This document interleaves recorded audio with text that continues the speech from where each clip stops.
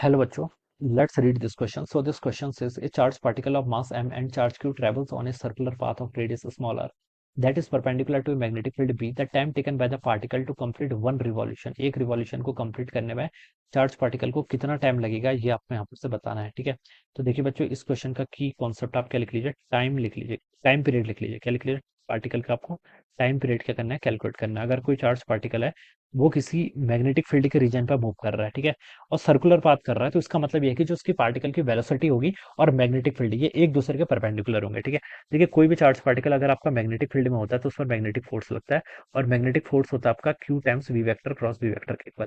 Q charge होता है, v is the velocity of the particle, b is the magnetic field, b क्या होता है आपका मैग्नेटिक फील्ड। ठीक है, q times v cross b. ठीक है, अब पार्टिकल सर्कुलर मोशन कर रहा है तो इसका मतलब वेलोसिटी और मैग्नेटिक फील्ड ऑलवेज परपेंडिकुलर होंगे। This is the condition for the circular motion. ठीक है, तो ये परपेंडिकुलर होंगे तो वी क्रॉस बी को हम क्या लिख सकते हैं, simply v b sine theta लिख सकते हैं, और थीटा 90 है तो थीटा को 90 पुट कर लीजिए, तो यहाँ से फोर्स बच्चों कितना आ गया आपका, क्यूवीबी के इक्वल आ गया। पार्टिकल आपका क्या करेगा, सर्कुलर मोशन करेगा, जिस पर आपका फोर्स क्या लगेगा, क्यूवीबी के इक्वल लगेगा। ठीक है, ये इसका सेंटर है मान लीजिए। ठीक है, सर्कुलर मोशन कर रहा है तो बच्चों इस पर कौन सा फोर्स लगेगा, एक फोर्स आपका सेंट्रीपिटल फोर्स लगना चाहिए। कोई भी बॉडी अगर सर्कुलर मोशन कर रही है तो सेंट्रीपिटल फोर्स लगता है, जिसकी वैल्यू कितनी होती है आपकी, m b square by small r के इक्वल होती है। क्वेश्चन में बोला गया कि पार्टिकल स्मॉल आर के रेडियस के सर्किल पर क्या कर रहा है, मूव कर रहा है। अब बच्चों देखिए, ये जो सेंट्रीपिटल फोर्स होता है ये कोई नया फोर्स नहीं है, ये वही फोर्स है।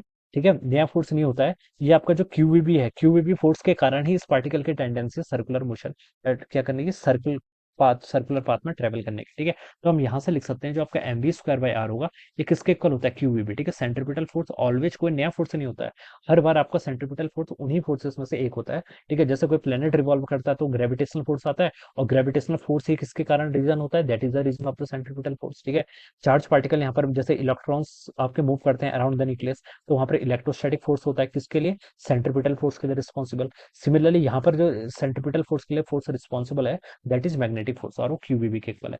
तो यहाँ से बच्चों इसको आप एम बी स्क्वायर, इसको आप वी नहीं लिख लिया, आपको टाइम पीरियड फाइंड आउट करना है ना, तो अब ये वाला फॉर्मूला यूज कर लीजिए। देखिए वी को हम क्या लिखते हैं, वी आपका ओमेगा टाइम्स आर के इक्वल होता है। ठीक है, तो इसको मैं यहाँ पर पुट कर लूंगा तो हो जाएगा ओमेगा आर का स्क्वायर डिवाइडेड बाय आर। ठीक है, ये हो जाएगा आपका क्यू वी बी। ठीक है, वी को बच्चों अगेन यहाँ पर से भी रिप्लेस कर लेते हैं, वी को क्या लिख सकता हूँ, ओमेगा आर, तो मैंने यहाँ पर क्या लिख लिया, ओमेगा आर टाइम्स वी। ठीक है, अब बच्चों देखिए यहाँ से ये आर और आर मल्टीप्लाई होकर आर स्क्वायर हो जाएंगे, जो ये वाले आर स्क्वायर को कैंसिल कर देंगे, तो ऊपर क्या बचेगा आपका एम ओमेगा स्क्वायर और एक क्यू ओमेगा बी के इक्वल। ठीक है, ओमेगा से बच्चों एक ओमेगा आपका यहाँ पर कैंसिल, और ओमेगा की वैल्यू बच्चों कितनी आ गई यहाँ से, क्यू बी बाई एम के इक्वल आ गई। ठीक है, ओमेगा मैंने इसलिए फाइंड आउट किया ना, बी वाले टर्म से इसलिए नहीं चला क्योंकि मुझे टाइम पीरियड फाइंड आउट करना है, और मुझे पता है ओमेगा को क्या लिख सकता हूँ मैं, टू पाई बाई टी लिख सकता हूँ।